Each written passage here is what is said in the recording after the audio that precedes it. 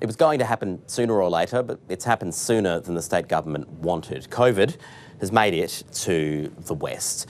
This shows you all the cases detected in the state each day, both the ones that are locally acquired and those linked to travel. After all, they've all got to be managed in the same health system now.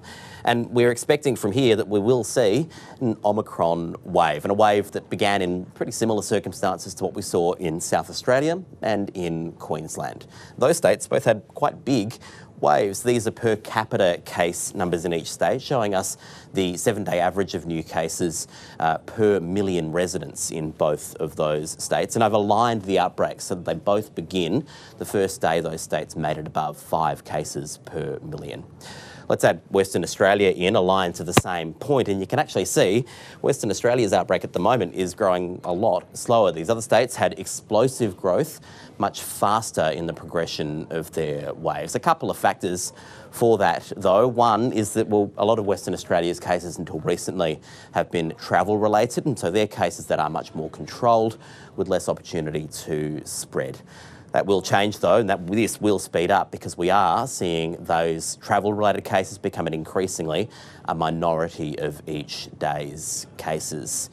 The other thing that we've seen is that WA has had more time to get vaccinated. Here's what South Australia's vaccination rate looked like when it started this wave of Omicron back in mid-December. 81% first doses, about 72.5% on second doses. We weren't getting third dose numbers for each state back then, but the national average of third doses was about 4% or less than 4%. Western Australia, by comparison, when its outbreak was at the same point, this is a few weeks ago, had first dose and second dose numbers a few percentage points higher. Third doses, though, were at 25% of the state. And so that means fewer people getting seriously ill, hopefully a bit less transmission happening as well.